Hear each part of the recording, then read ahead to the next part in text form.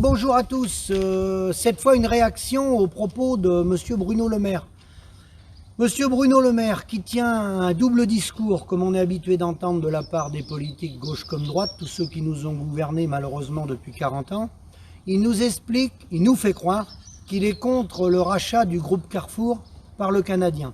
Alors, ce qui est important de savoir pour le grand public, parce que ça, comme disait Coluche, on ne peut pas le dire à la télé, il y a trop de monde qui écoute, Monsieur Bruno Le Maire est le ministre de l'Agriculture qui a donné les références laitières de tous les producteurs français. On avait des références laitières qui nous donnaient une certaine valeur économique dans nos exploitations. Il l'a donné à nos coopératives, qui sont gérées par la FNSEA, à toutes les coopératives. Il l'a donné à Lactalis, au groupe Bell, Saventia, enfin bon, les industriels qui existent sur le territoire. Ça, je tenais à le dire. Ensuite, dans ses propos, Monsieur Le Maire nous fait croire qu'il est contre pour une question de souveraineté alimentaire. Alors là, ça me fait beaucoup rigoler. Je vais vous mettre en pièces jointes un certain nombre de pièces jointes. Je vous lis le texte. L'autorité donne son feu vert au rachat des abattoirs Les Volailles Rémy Ramon et Sofral par le groupe LDC. Le groupe LDC, c'est dans la Sarthe. Le Gaulois, il rachète le Gaulois, Maître Coq, les fermiers de Loué et contribue à renforcer la filière avicole. Monsieur Le Maire et les autres ministres de l'Agriculture, vous avez tous passé les uns après les autres. Personne n'a fait quoi que ce soit au monopole de la grande distribution et de l'agroalimentaire qui ont détruit les paysans.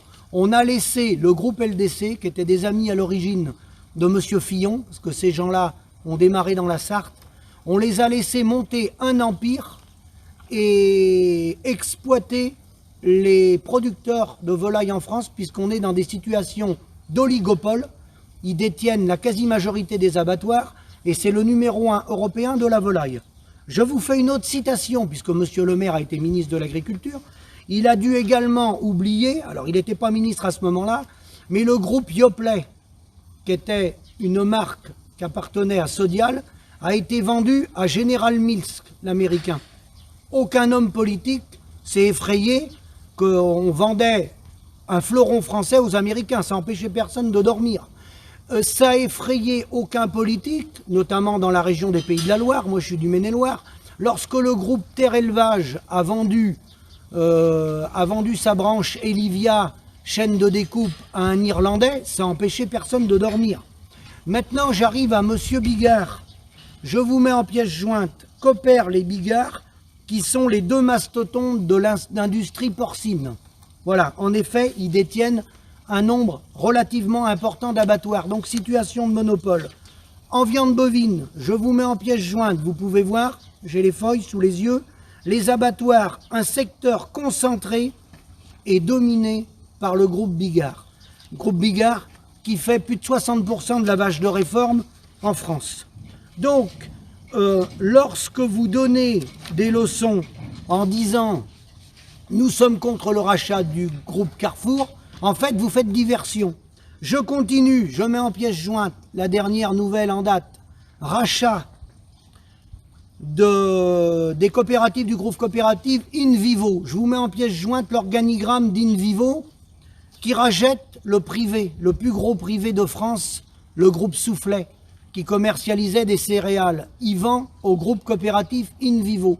Groupe coopératif, bien sûr, géré par la FNSEA. Je vais vous mettre le schéma, il ne sera pas à jour, parce qu'à la tête, c'était Xavier Belin, il est décédé. Vous remplacez Xavier Belin par Christiane Lambert, et la photo, elle est exactement la même. Il n'y a pas eu d'évolution. Je vous rassure, Madame Lambert n'a fait aucune révolution. Elle est très très bien à la place où elle est. Tant que ça rapporte, autant que ça rapporte, elle ne va surtout pas laisser sa place. Donc, je vous mets ça en pièces jointes.